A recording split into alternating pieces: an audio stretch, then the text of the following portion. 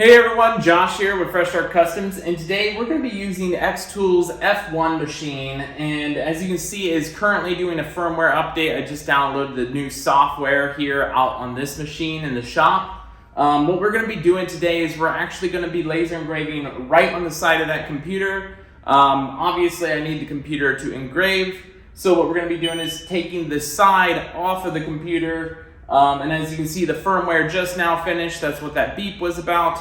But we're going to be taking that side off of the computer and then putting it down on this table with something underneath it to offset that lip. And then we're going to be using the feature that the F1 has that even the F1 Ultra doesn't have. We're going to be taking this bottom tray right here out of the unit and then engraving right on top of the computer. Obviously, we only have one shot at this. Hopefully it turns out pretty cool. If it doesn't, I'm sorry for that, but I just want to show you the testing process, and sometimes you gotta roll with the punches on what you have, and you only have one shot to do it, and that's gonna be the side of this computer here. Worst case scenario, doesn't work, I can engrave the whole thing off if I wanted to. It's just gonna leave a big square, and then maybe I can put a sticker there, who knows. It's all experimental. I thought you guys would find this interesting as a video to see what you can do with the F1.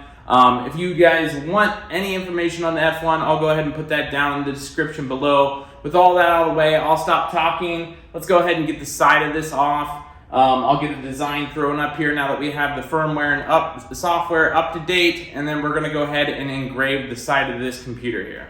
Alright you guys, so as you can see, we have officially got the cover off of that computer. You can see my sweet sleeper build of my $38 computer. I've got some leftover RAM sticks from a gaming computer with light up in there. Not that you care, but it's just something funny I wanted to point out. With all that out of the way, we have the unit ready to go to engrave the side of this machine now. I went ahead and stacked up some wood. We put the unit on top of it. This is going to go in between the unit and the wood to make up for the difference of that lip, and then it's going to overhang off the side here. That way it's more stable and it doesn't bow in while it's engraving, and we can keep it in place if we get the settings wrong. As mentioned, I don't have a clue on what the settings are. I'm going to use the black metal business card settings, but I'm going to flip it over to the IR laser. We're going to see what it does with that first. If it doesn't work, we may flip over to the blue laser and just keep engraving in place until we get it to look nice so we don't move it out of the way. With all that out of the way, I also wanted to point out I did take the inside metal tray out and the lens cover off. Those are two things that you have to make sure you're doing in this situation. Like I said, even the F1 Ultra doesn't have the option to remove this. I hope one day to be able to review the F1 Ultra, but this is one feature that you won't be able to do with that one. So if you're looking into engraving really large objects, the F1 is going to be the way to go. So with all that out of the way, I'll stop talking, let you guys see this engraving happen with an overhead view, and I hope you guys enjoyed this video of a complete random fun thing to do. Alright guys, so as you can see, you want to make sure these two dots line up first before you go ahead and hit engrave. I'm going to go ahead and do the framing feature here to see where this lands. And hopefully you can see that blue line there. It lands just about perfectly on where I want it to be. I want it to be in the center of this grill, in the center of the side over here. So we think that's pretty good there with the framing. So we're going to go ahead and hit process, and we're going to see what this does here. So we're going to process this, and then we're going to engrave it here. I'm going to try and leave the lid open. If it gets too bright, I might close the lid here. You want to wear eye protection when you do this, so just a heads up on that. Don't stare at the beam. So we're going to hit start, and as you can hear, it went ahead and beeped. Now all I got to do is push the start button up above, and we're going to see what happens here.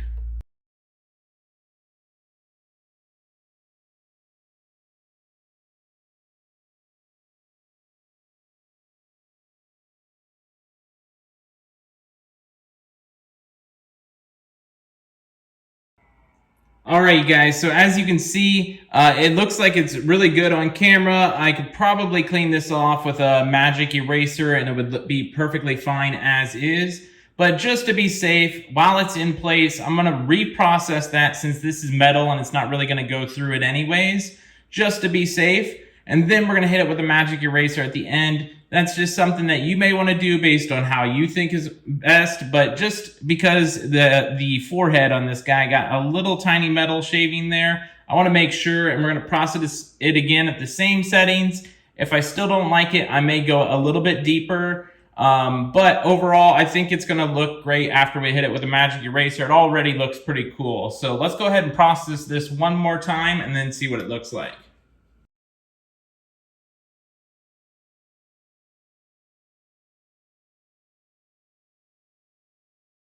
All right, you guys, so as you can see, that is the second pass through around.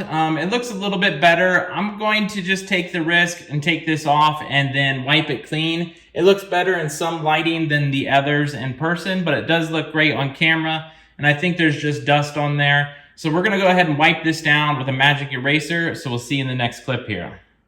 All right, you guys, so as you can see, I removed the unit and I've used a wet, damp magic eraser, just went back and forth. Got it really wet, and then used this little paper towel, just went back and forth over it to dry it, and to get that soot out of there, I may need to do a little bit more. Right now it looks kind of bad because it is in direct sunlight bouncing off of it. The machine ain't blocking that anymore. Let me lift it up so you can see what this looks like. As you can see, that turned out really cool. It's kind of got like a two-tone effect, so if you hit the light, it disappears. If you're head on, it is like this. And obviously with the unit being straight flush with the wall, you'll see it head on, but you won't see it from the side. So that's super cool. It's kind of got like a two-tone effect, as you can see there. So super neat. If you want to try something like this, I just used the black metal business card setting twice on the IR laser head. Let me go ahead and get some photos of this all cleaned up on the unit itself. All right, you guys, so there you have it. That is the F1 laser from xTool. And if you're wondering, in this fun random video that I just came up with, because I wanted to do it, is you can engrave on the side of a computer. If you're wondering if you can do that, you can totally do that with the F1. If you're interested in getting the F1, I will have an affiliate link down below. I'll go ahead and throw some more photos or a video or whatever of a close-up of that engraving over there on the computer. I think it turned out great, especially since the lights are up out here, shining right on it. It is super bright and super vivid. I can see it all the way from over here. Hopefully you can see that on camera already. If not, I'm gonna get a close-up of that. I think it looks great. If you want me to engrave something else on that, let me know what you wanna see engraved. Other than that, if you have any questions, let me know down in the comments below, and I hope you guys enjoyed the video, and we'll catch you guys in the next one. All right, you guys, so here's a close-up of the computer here. As you can see, it's nice and silver in some areas and some lighting, but the more that you kind of tilt, the more it kind of fades off. Hopefully you can kind of see that. It's not really that bad in person, but overall you can expect a fading to happen with these settings. You can always use a stronger setting as well. And as long as you don't move the unit, you can do it as many times as you need to burn away that paint. I think I got it pretty much centered between the grate and the left side like I wanted to. It's a little bit off. It could go a little to the left still, but overall, it really adds some personality to this cheap computer that I put together here. If you're not comfortable doing this to your own unit, don't do it by all means. I just wanted to show you guys that it's possible. And like I said, this was a totally random video that I thought you guys would find cool. Other than that, I hope you guys enjoyed the video, and we'll catch you guys in the next one.